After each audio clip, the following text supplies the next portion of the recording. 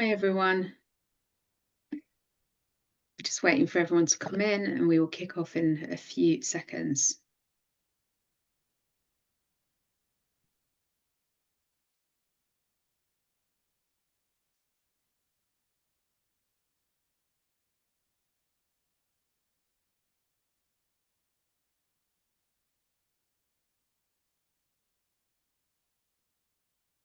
Okay, 10 more seconds and then we're going to kick off, Dean. So over to you, Dean. Hello. Welcome to this Creative Access and Executive Board recruitment webinar. We will get into some questions about the history of creative access, about the role, and about what we're looking for very shortly, also about how to apply. First things first, I'm Dean Webster. I'm one of the non-executive directors at Creative Access. I've been on the board for about 3 months now. I was a creative access intern, gosh, about 12 years ago, which sometimes it feels like a lifetime ago, sometimes it feels like just yesterday. Since then, I've gone on to work in television. I've worked up to development executive and PD, which is producer director. I've also been on the steering group with Creative Access, which we'll talk about shortly, before joining the board at the beginning of this year. And this is Josie. Hi everyone. I'm Josie. I am a co-founder of Creative Access and I'm former chief executive and now rather grandly titled the executive chair, which basically means I do not have responsibility for day-to-day management of the organisation because we have a new chief executive who's been with us in post since September. My background's in comms and I'm now working just 2 days a week with Creative Access. So slight shift in the way things have worked previously. Great. So firstly, thank you so much for showing your interest in joining us here today. I'll do a little bit of housekeeping first. So if you would like captions or subtitles, press the show captions button at the bottom of the Zoom bar. You'll be emailed a link to the recording of this session after it's ended, and this recording will also be uploaded to the job application as well. We will endeavour to answer all questions submitted in advance in the next half an hour or so. But if there are any other questions that you want to add, you can also submit them via the Q&A function below. These are anonymous, so you won't be able to tell who else is on the session. If you haven't seen the full job description, please download via the job listing. I think we might put that into the chat as well. Good, brilliant. And then with regards to timings in terms of the recruitment for the non-executive director, the application deadline is midnight on Thursday, the 17th of April this year. Application is through the Creative Access website, which includes a letter of interest setting out why you wish to join the board, the skills and experience that you can provide, please no longer than 2 pages, and an up-to-date CV as well. Shortlisted candidates will be invited to interview in late April, early May. The interview will be with a panel of 3 of the board members who are TBC. Ideally, you would take up the position by June 2025. The next board meeting is on the 16th of June from 2 till 4 p.m. Good. I think that's everything. Let's get into the nitty-gritty. So this, I'm going to just ask you some questions, Josie, and find out a little bit more about Creative Access, about the board, about what we're looking for. So firstly, I mean, tell us, why was Creative Access set up and when did it all start? Thank you, and thanks, Dean. There may be a little bit of replication from some of the stuff in the info pack, but hopefully it's good to hear it from the horse's mouth as well. So the Creative Access was set up because of a sort of perfect storm of activities that happened around 2011-12. The census results were published showing that over 40% of Londoners did not come from white backgrounds. We had the Sector Skills Council at the time, Skillset, publishing a report showing that actually only between 2 and 4 people working in the workforce from the global majority. There was a McKinsey report showing that over 30, if you have a more diverse team, you're likely to get over sort of 30% better financial return. So there's all these different things going on, plus a number of other factors. And we just thought, this is completely bonkers. Like, how can we reflect society? How can the creative industry reflect society if we're not represented by it? So there began a sort of chain of events, which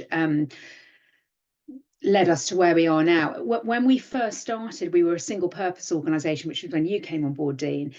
We were really only looking at placing people into internships. But as we've evolved over time, we've sort of recognised and grown with the organisation and realised that that's not enough. You can't just plonk someone in an organisation. You need to create a sort of 360 approach to inclusivity as people progress through their careers. So that's how the organisation has evolved over time to be much more wholehearted.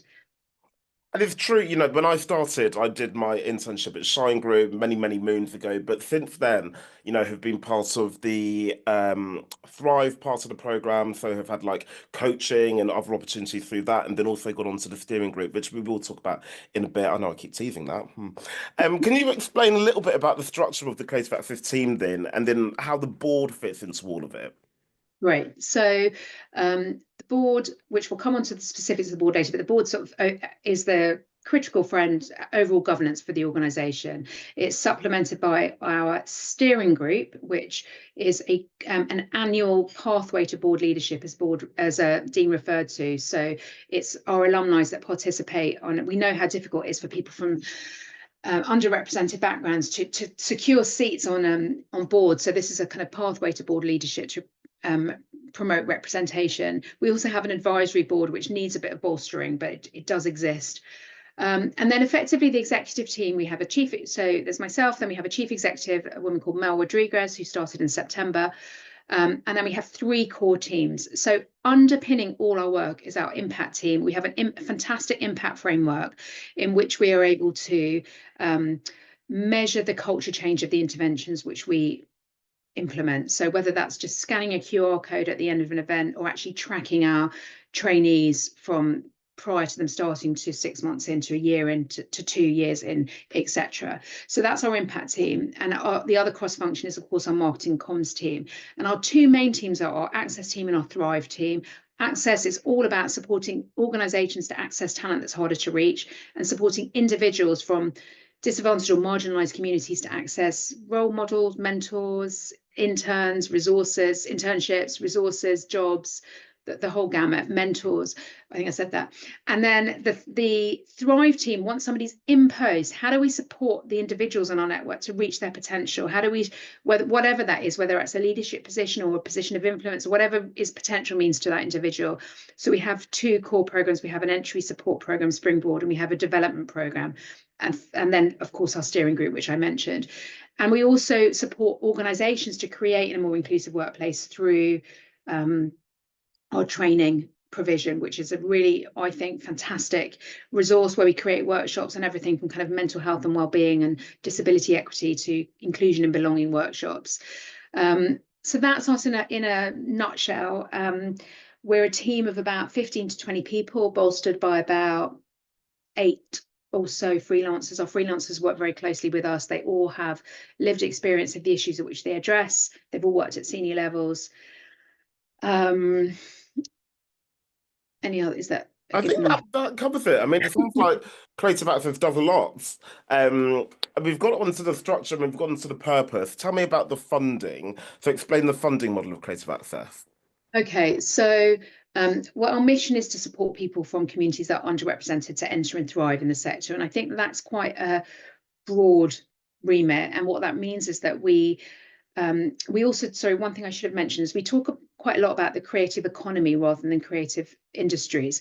And the reason for that is because there's a lot of organizations with whom we have partnerships that are not necessarily strictly in the creative industries, but will have a big creative function. So, for example, you may have seen that McLaren is a partner of ours, and they sponsor our bursary fund, which enables people to apply for a grant of up to £1,000 for anything from moving cost to London to a new laptop or driving lessons or festival submission fees or something. But the thing about McLaren is obviously they have a huge sponsorship and comms and marketing team. So that's the element we're working with. And same with something like Chelsea Football Club, for example.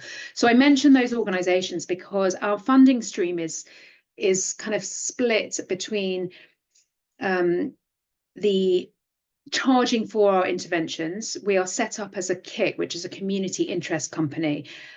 So we're not a charity anymore. We did start off life as a charity, but that means we're not able to claim gift aid, but we are able to to apply for most grants and trusts as a not-for-profit.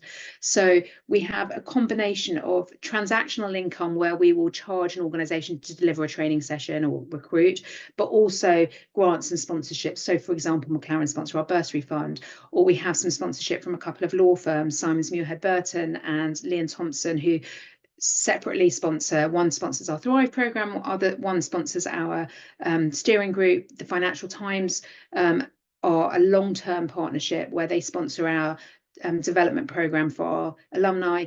One thing I should say that's really important is we never charge the participants in our programs to join anything. Yeah. They never have to pay anything. So it's a real mix, and we have a jobs board where people can list roles and opportunities. So it's a broad mix. I would say sort of a third of it comes through recruitment, a third of it roughly comes through training consultancy, and a third through our jobs board and other grants and trusts opportunities. Okay. And tell me, I mean, you'll probably be a bit biased, I guess, but what makes creative access special? And what makes creative access, different to what other organizations are kind of providing in the same space? Okay, I am going to answer that, Dean, but I'm also going to turn that back on you in a minute. So, so for me, the thing that is special about us, well, I would say unique. There are a lot of organisations out there. It's increasingly now. There certainly weren't when we started nearly 15 years ago, but there are a lot of organisations out there that work with a particular demographic. So they may work with refugees, they may work with people of global majority, they may work in a particular sector, so in TV or in theatre. But where I think we're unique is that we cross creative industries, creative economy, which is so valuable because people are having swiggly careers. They're not, people may start in publishing and then want to go into journalism or to podcasting or to marketing, and we can do that because our skills are transferable. And the other thing I think is unique about us is that we're across career stage. So we're supporting people from getting access into the industries right the way through to senior leadership.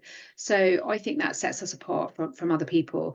And I know you, Dean, have been involved in lots of different organisations. What stands out for you, and why did you want to join the board? Yeah, I mean, I think to me, it's two things. The first thing is, like you said, that idea that the organisation supports people across their career. So it isn't just to kind of get you into the job and then, wash your hands of us. We feel properly supported through that internship or through that initial first role, but then, supported to get mid-level jobs and to continue moving throughout our career.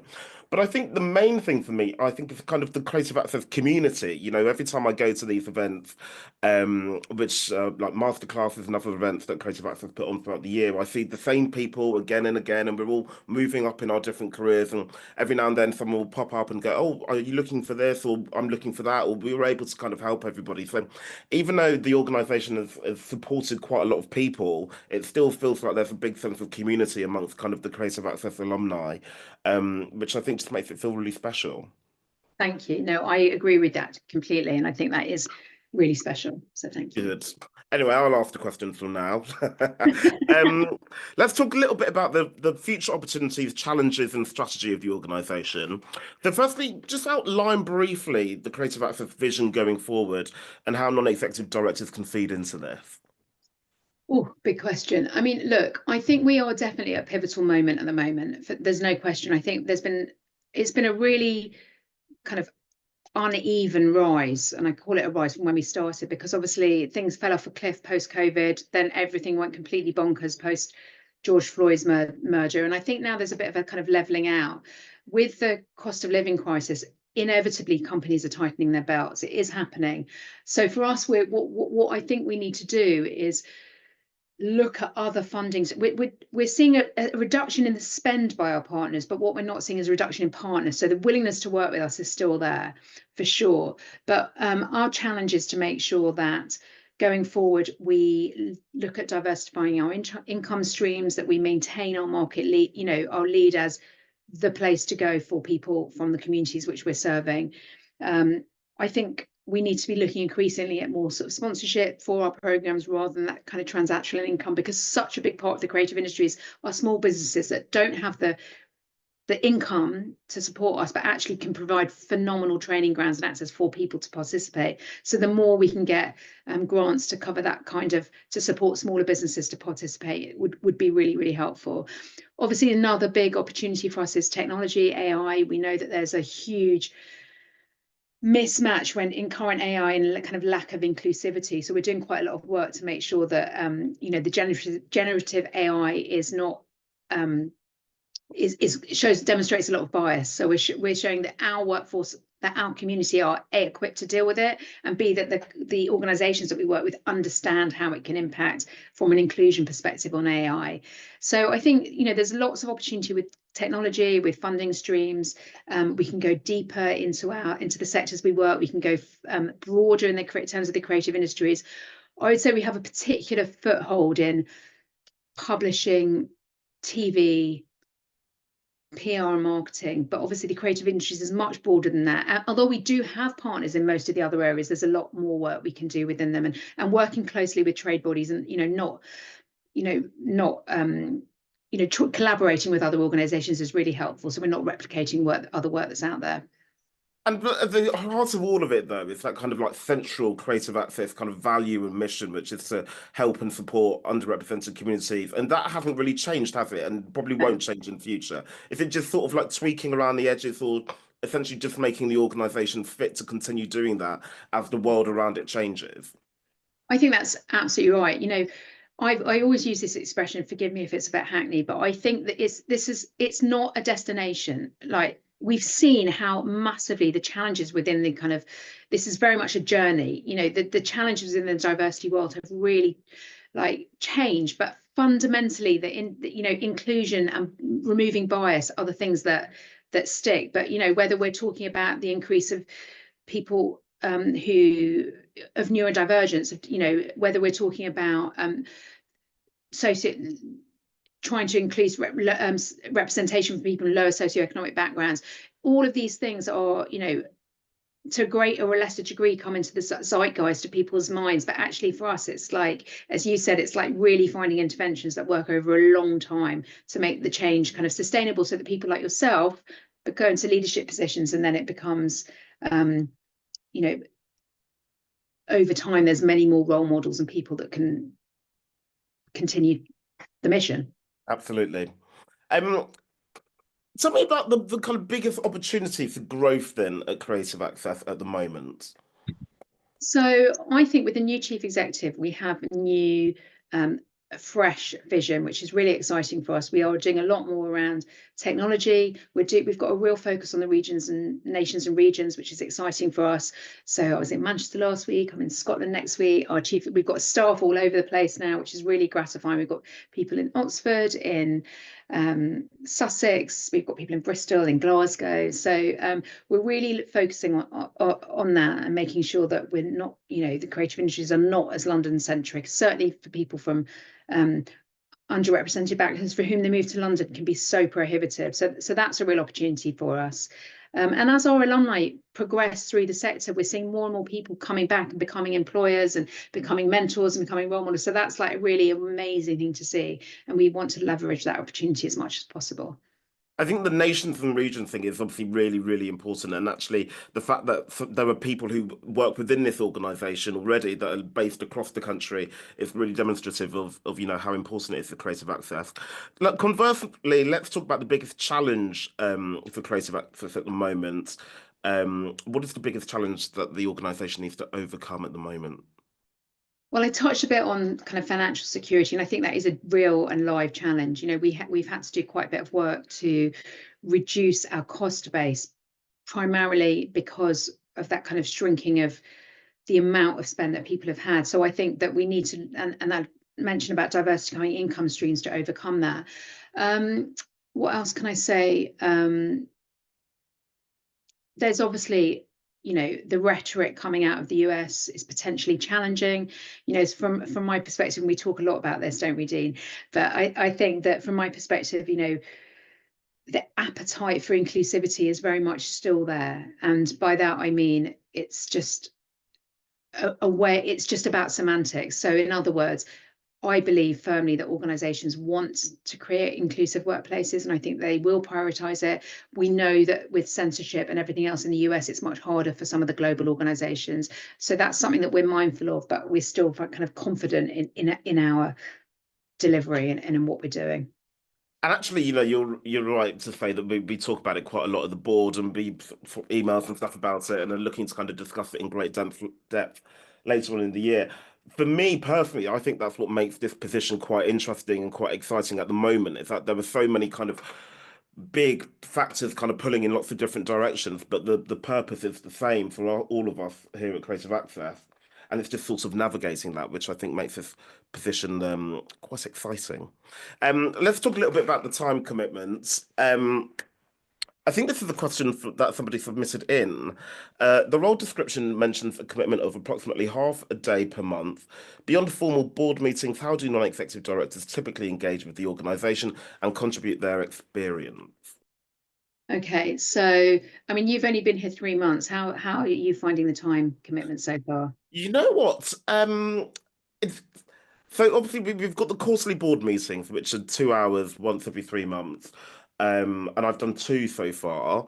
And the other kind of commitment is going to the events and stuff, which happen kind of ad hoc in the evenings. And I think there's one coming up on a Saturday morning. But apart from that, I mean, like I've been able to kind of balance everything. I'd be able to go, you know, I work in television. We've just had a shoot, and it's quite a demanding job. And it doesn't feel like the, you know, being a non-executive director is um, you know, a kind of burden on top of that. You know, it feels quite, it's like I'm able to kind of balance it quite well.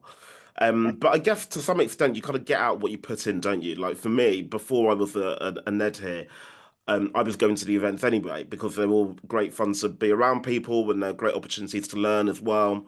Um, and actually, the more I go to them, I think now as a board director, the more I get to meet with people and to understand, you know, the experiences of our interns and to meet with our colleagues here at Creative Access and also to meet with some of our partners too. So, you know, that helps me, I think, become a better board member. So yeah, the time commitment hasn't been an issue for me. But again, yeah, there is a bit of agency over that because if I was to go on a 2 month shoot and only make the board meeting, you know, and miss some of the events, I think that's still acceptable, isn't it?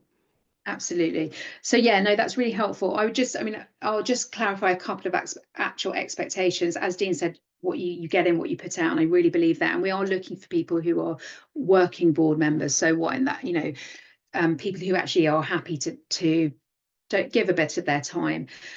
So 4 to 6 board meetings a year. And obviously we circulate the papers in advance, try to do it a week or so in advance, sometimes it's a bit less, but you obviously to read through that all. We ask you to share opportunities via your own social media profiles, whether that's, we are currently recruiting for a training manager, by the way, so people can circulate that.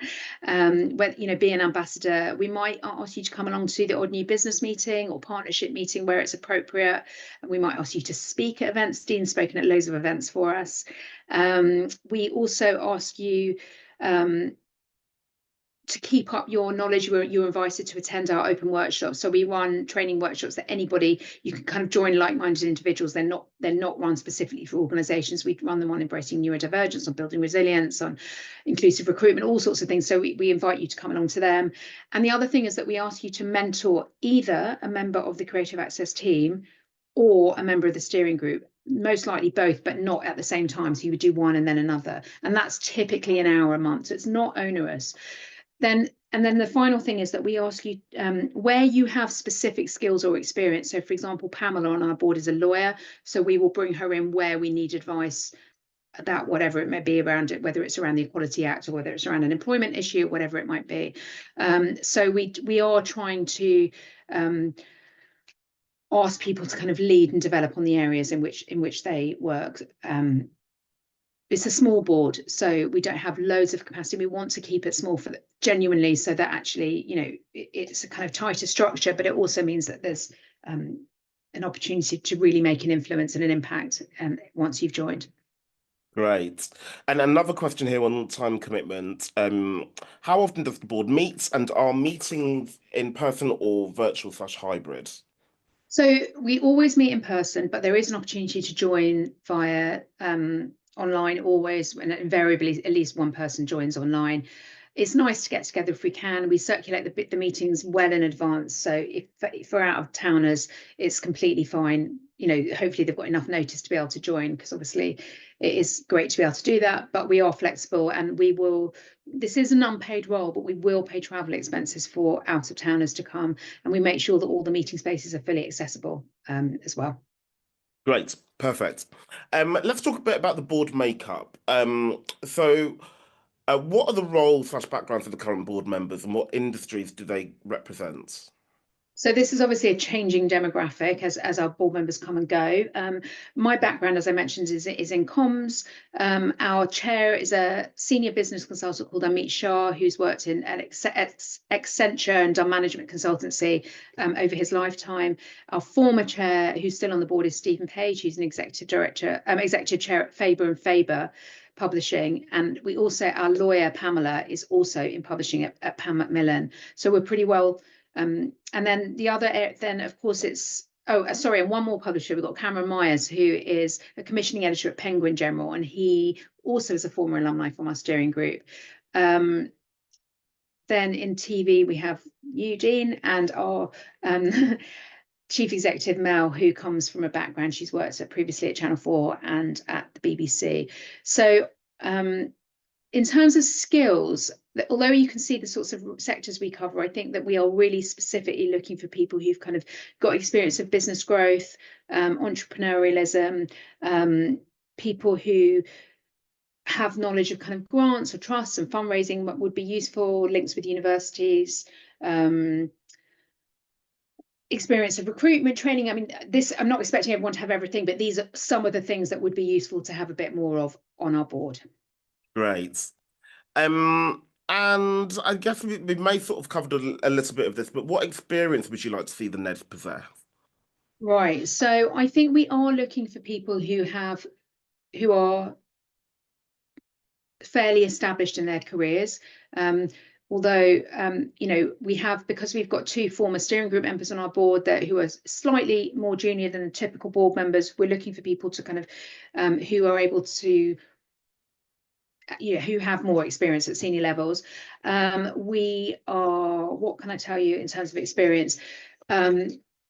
I mean, I've kind of touched on looking at the pack here when I'm talking about it here. So yeah, so people who've experience of sales, building teams and pivoting would be really, really helpful. Sustaining relationships with key stakeholders. Obviously, we want people who believe in what we do, and that's really key for us. And I think that, you talked about the conversations we have, but, one of the questions that came in, I know, and I'm not sure we're going to have time to answer this one, was about, how can I support the specific area in which I work in TV, which is challenging, which is struggling. And I think coming with ideas about things that we might do and understanding the area where there's specific need and where we can create an impact is really, really valuable for us. And I think that's what's so special for us about having members of our steering group on our board now, because actually they're saying, look, I can see this is happening and we need to do something to address that. So, willingness to put in the time, willingness to open your networks. I think that's really important, whether that's finding speakers, looking at potential donors, employer partners. Our employer partners are the length and breadth of the UK, lots of them big household names that you will be aware of, from Tate and Apple and BBC and Sky, right through to small regional theatres and publishers and marketing agencies. The length and breadth of the UK, it doesn't matter. It's just about, providing those opportunities. Great. Another question here that was sent in. Where would you say the gaps are in the makeup of the current executive board in terms of skills and capabilities, perspectives, etc., or areas you feel the organisation requires development that you hope to strengthen through recruiting the ideal non-executive director? So, yeah, as I mentioned already, I was sort of slightly duplicating what we've talked about, but I think we're looking for commercial experience. We've said up to 2. There is even the possibility we may take a 3, because we're sort of not being hugely prescriptive. And what I mean by that is we're looking for potentially even like what I would call like a wild card. So somebody who I haven't thought of, but can see that they would add real value to the board.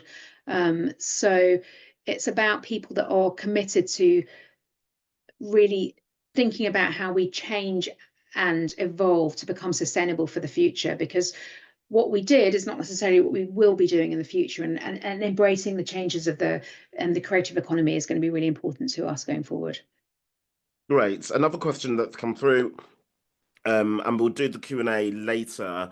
If anybody watching at the moment has got a question they want to add, just pop it in at the bottom, the button at the bottom of the screen. Get there in the end. Are you targeting particular protected characteristics for this role? So no is the answer, but we are keen to have people who have an understanding and quite possibly a lived experience of disability, neurodivergence, people from any of the backgrounds which we represent. And what I would say is, actually, just to be clear on that, we have a number of categories which ensure eligibility for our programs at which we recruit, which are positive action. So that is people from low socioeconomic backgrounds, people from global majority, people, disabled people, and then there's a few other people, care leavers, caregivers, people who've come to the UK as refugees or asylum seekers, people who have undergone or are currently undergoing gender reassignment. So it's valuable to have. It's really valuable for us to have lived experience. It's also valuable for us to have allies. So I would say no. We want to make sure there's a good representation geographically, by gender, by sector, and because that's isn't, but there's no one particular group that I'm saying, oh, we must have somebody that is from a particular background. Okay, great. I think we will move on to the Q&A. Or I'll tell you what, actually, Josie, have you got any questions for me? Um, well, yeah, that's a good idea. I mean, I suppose I would like to know, because people have asked as well, why did you join the board and what have you got out of it so far? Oh, that is a good question. I joined the board because creative access has played such a pivotal part of my career. It sort of opened the door to the television industry and then I firmly believe that it wouldn't have been possible to join the industry without creative access. And my internship was just brilliant in terms of giving me the skills that I've required to kind of, go on and make a success of my career, but also creating that network as well. So I've seen sort of in myself, and in my journey, the positive impact creative access can have. And then I've also been a part of the organisation talking at, talks at universities, at masterclasses, at different training sessions and stuff like that as well. So I sort of feel like, creative access is a part of my DNA. So the ability to kind of give back to the organisation, is one which I jumped at. And I also really subscribe to, the purpose and the values of creative access. I think, I go to shoots or go into offices and look around and expect to see diversity and don't. So, like you said earlier, it's not a destination. And if it was, we're not there yet. So, and then in terms of what I've gotten from the board, I mean, yeah, I've been here for 3 months, but I think the steering group, firstly, which I'll touch on just a little bit, kind of did prepare me in terms of giving me the knowledge around the kind of legal responsibilities and the financial responsibilities and just, kind of role playing a little bit what it's like to be on a board. But joining and actually being part of these conversations about kind of like money and about staffing, about strategy and direction and having a kind of bigger picture view has been really, really helpful in terms of kind of developing my um I think my career, but also my kind of skill sets in those different areas. I would never have gotten that exposure before, and hopefully will put me in kind of good stead to be on other boards and stuff like that in future. So, and also I've enjoyed it. It's been quite fun. Sometimes people bring biscuits. It's quite nice. Thank you. Well, we love having you on the board. One thing I would say was we are.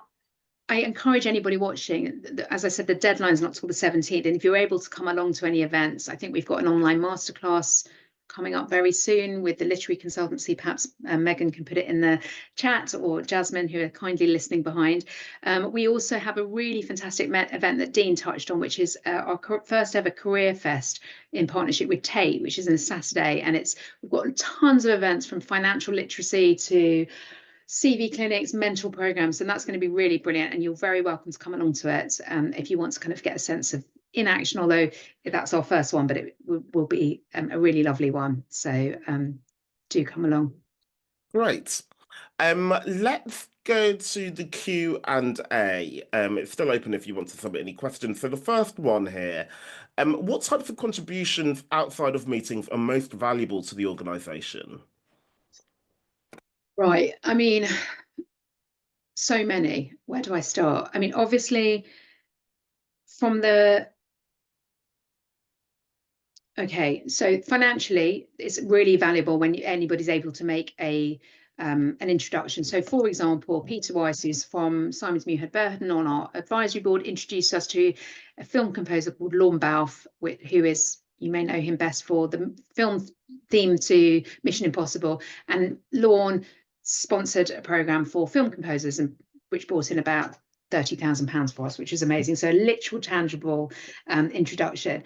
Other board members have been phenomenally valuable through their kind of mentorship and their guidance. You'll phone them up, and I'll phone them up and go, I'm not quite sure what to do about this. And so that kind of senior level just support and, you know, being at the end of a phone is absolutely brilliant. And specific experience around something is always really helpful. So if, for example, you bring experience of recruitment or training, or whether it's specific experience in a particular sector, it's so valuable to be able to be offering it. And I can't stress enough, like, although the role, there is the parameters of the role, the more you're happy to kind of say, you know what, I'll lead that forward. I will, for example, look at whether or not this, I'm just plucking this out of nowhere, whether the community interest structure is the best one for you. Why don't we look at whether we set up as a charity or a limited company instead, for example? That's something that's clearly been on my mind. But, you know, sometimes, you know, we just don't have capacity. So if there is an area in which you have an interest, whether it's setting up a collaboration or looking at a new innovation or technology, then we're always happy to support. And the team themselves really like to get what we're trying to remove is the real gap between the board and the executive team, so that it's not such a separate entity. So we invite the board members to come into team meetings when they can, to join at events, etc., as much as possible. Brilliant. Another question that's come through, somebody says, hi, great session, thank you. What do you find your partners get out of working with Creative Access? So we have our partners have different levels of interaction with Creative Access. Some organizations will literally just advertise across on our jobs board to widen the funnel of applicants for their roles. But actually the most successful partnerships, in my view, are the ones where they're long standing and where they span multiple different interventions. So so I'll give you an example of a long-standing partnership, for example. So McCann Health, big advertising agency, we set up with them in 2020 a program called Ignite to bring in people into their creative team.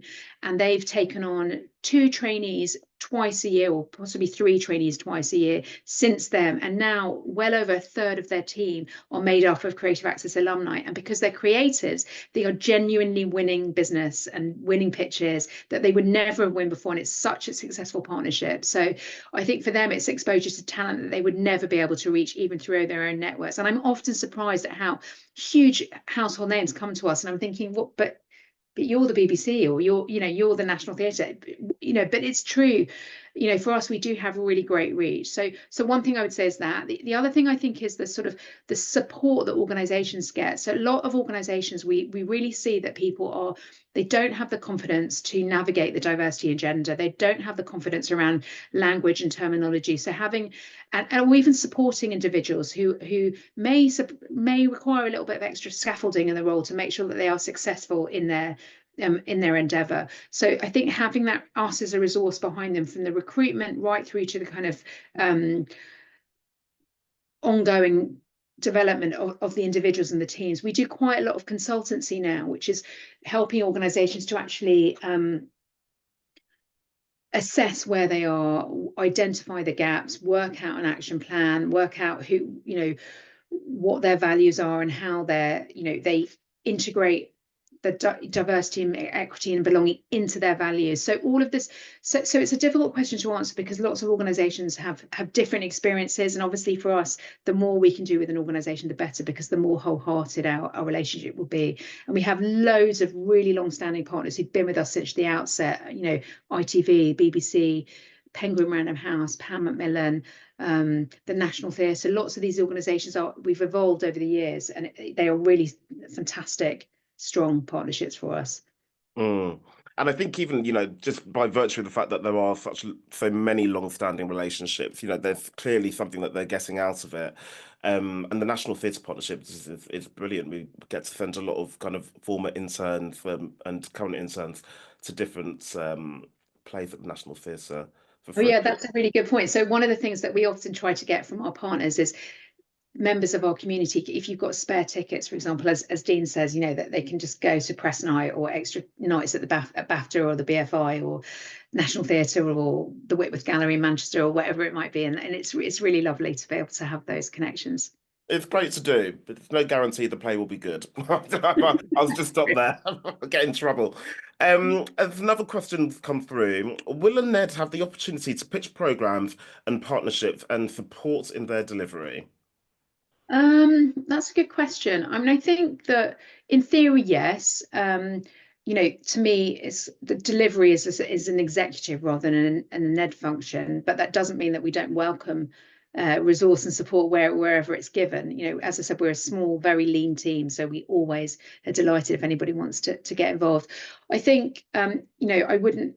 It all depends how it fits into our strategic priorities. And I think for us, we're trying very hard to focus, in our world, there are so many different directions we can go in. And actually, it's very easy to kind of dilute what you're doing, whether it's expanding the breadth of sectors that we're doing, whether it's going deeper into an area, whether it's whatever the focus might be. We can't boil the ocean. We have limited resources, so we have to make sure that we're prioritizing the areas where we think we can have the maximum impact. So that's a long way of saying, yeah, we love new ideas and we love new ways of looking at our existing programs and we love people getting involved, but obviously I can't commit at this stage to saying, yeah, go ahead, yeah, we'll be able to implement something. I think what's interesting is that as part of the steering group that we did a lot of work last year, kind of like assessing the market and assessing kind of ways that the organisation can support alumni and interns. And then at the board level, we also talk about that quite a lot as well. So that's something which is the focus of sort of everybody within Creative Access. But yeah. Yeah, that's what I'll say, really. I think that's all the questions, unless anybody wants to send any last minute ones in. What I'll do, I'll just quickly go over all the timings again and how to apply. So the deadline is midnight on Thursday, the 17th of April, 2025. The applications are up on Creative Access website, and all you need to do is send in a letter of interest, setting out why you wish to join the board and the skills and experience you can provide, no more than 2 pages, please. Send an up-to-date CV as well. Shortlisted candidates will be invited to interview in late April and early May. The interview will be a panel of 3 board members, TBC, and you would ideally take up the position in June 2025. The next board meeting is the 16th of June between 2 and 4 p.m. Any more? Anything to add, Josie? Well, we've had a couple of extra questions. One is, does the organisation support international candidates? No, I mean, we do work with international candidates, but you certainly would not be able to get a work visa through being a board member. So that's because it's an unpaid position. And then the question about what does success for us look like? And I think that is, I think about that a lot, but I would say it's about seeing, through our impact framework, we're always trying to make sure that the interventions we do create lasting impact. So that means for organizations, making sure they feel that they are that they are more confident, that they're providing a more equitable environment, that they are able to achieve their goals more successfully. And for individuals, it's about having access to networks, feeling more optimistic about the future, feeling that they are able to advocate for pay rises or promotion or training or whatever it might be, and achieving their potential. So for us, it's like we are literally tangibly able to see the impacts of our program, and that is a really fantastic way of seeing what success looks like. And obviously, it's lovely to get anecdotal feedback to make sure that we're still relevant, that we are still creating the change that's needed. And I think that the important thing about Creative Access is that we're what I would describe as evidence-led. We're driven by the needs of our community. So it's not people in glass houses setting strategies. It's actually being driven by our community saying, for example, there is a big issue around retention in my industry. And the reason why, because we'll be doing consultation to understand why there is because, we'll be looking really, rather than, I'll rephrase that. As an employer, they may often say, we hear a lot at the moment, there's a big issue around retention for people from underrepresented backgrounds in a lot of the creative industries. Now, for us, it's not just about creating strategies in a silo there. It's about then consulting with our community to understand the reasons why, which may be around lack of consistency for salary or lack of transparency around salaries or career pathways. It may be about lack of role models, but it's about us really understanding both sides to marry them together. Sorry, that was a long answer, Dean. No, it was good though. That's all of the questions, so thank you so much for sending them in. And yeah, we look forward to reading through the applications. Yes, Josie. Thank you, Dean, very, very much. I wanted to thank you.